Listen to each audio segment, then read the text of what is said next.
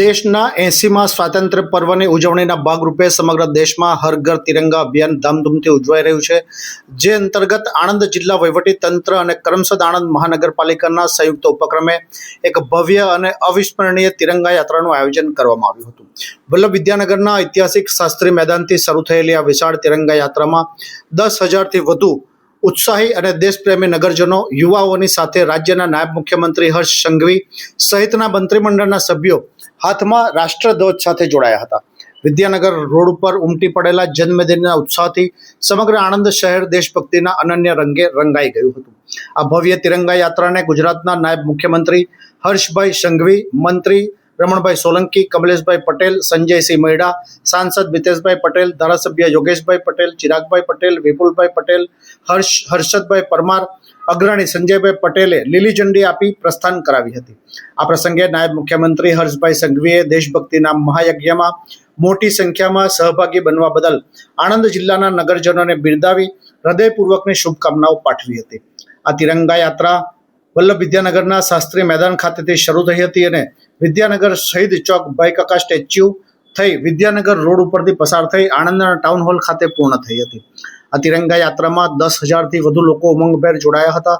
તિરંગા યાત્રાના સમગ્ર રૂટ ઉપર દેશભક્તિનો અનોખો સંગમ જોવા મળ્યો હતો. આણંદ વિદ્યાનગર રોડ સ્વાતંત્ર્ય પર્વની તિરંગા રેલી યોજાવાથી ભક્તિમય બન્યો હતો અને વાતાવરણ તિરંગામય બન્યું હતું. વિદ્યાર્થીઓ વિશેષ વેશભૂષામાં તૈયાર થઈને આ તિરંગા યાત્રામાં જોડાયા હતા. કરમસદ આણંદ મહાનગરપાલિકા દ્વારા વિદ્યાનગર રોડની બંને બાજુ આવેલા બિલ્ડિંગો ઉપર રાષ્ટ્રધ્વજ લગાવવામાં આવ્યા હતા. ઉપરાંત વિદ્યાનગર રોડ ઉપરના તમામ થાંભલાઓ ઉપર સિરીઝ લગાવવામાં આવી અને સુશોભન માટે લાઇટો લગાવવામાં આવી હોવાથી આણંદ વિદ્યાનગર દેશભક્તિના રંગે રંગાયું હતું. આ નયનરમ્ય શણગાર અને રાષ્ટ્રધ્વજની ભવ્યતાના કારણે આણંદ વિદ્યાનગર રોડ આખોય તિરંગામય બની ગયો હતો. નાગરિકોમાં અભૂતપૂર્વ રાષ્ટ્રીય ચેતનાનો સંચાર થયો હતો. કાર્યક્રમના પ્રારંભે વિદ્યાર્થીઓએ વિશેષ વેશભૂષામાં દેશભક્તિ ઉપર પોતાનું નૃત્ય રજૂ કર્યું હતું. હર ઘર તિરંગા હેઠળ આયોજિત આ કાર્યક્રમમાં દેશભક્તિનો અનોખો સંગમ જોવા મળ્યો હતો.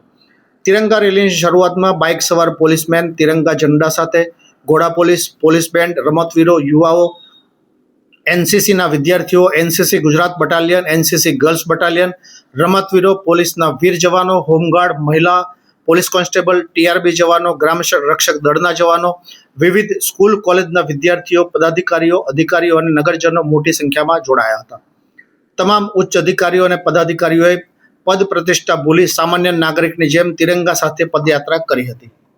આ તિરંગા રેલીમાં વલ્લભ વિદ્યાનગર શાસ્ત્રી મેદાન ખાતેથી શરૂ થઈ હતી, જે આણંદના ટાઉન હોલ ખાતે પૂર્ણ થઈ હતી. જેમાં કરમસદ આણંદ મહાનગરપાલિકાના મેયર દીપિકાબેન પટેલ, ડેપ્યુટી મેયર કમલેશભાઈ ડાભી, સ્ટેન્ડિંગ કમિટીના ચેરમેન મયુરભાઈ સુથાર, જિલ્લા collector Pravin Chaudhari, municipal commissioner R N. Dodiya, જિલ્લા વિકાસ અધિકારી સુશ્રી દેવાહતી, પોલીસ અધિક્ષક ગૌરવ જસાણી, નિવાસી અધિક કલેક્ટર રાહુલ ગમારા, સરદાર પટેલ યુનિવર્સિટીના કુલપતિ નિરંજનભાઈ પટેલ, પ્રાંત અધિકારી સન્ની પટેલ, નાયબ મ્યુનિસિપલ કમિશનર એસ.કે. ગરવાલ અને સંગાડા, મામલતદાર સહિત અધિકારીઓ, કર્મચારીઓ, અગ્રણીઓ સહિત વિવિધ કોલેજોના વિદ્યાર્થીઓ અને મોટી સંખ્યામાં નગરજનો ઉત્સાહભેર હાથમાં તિરંગો લઈ જોડાયા હતા.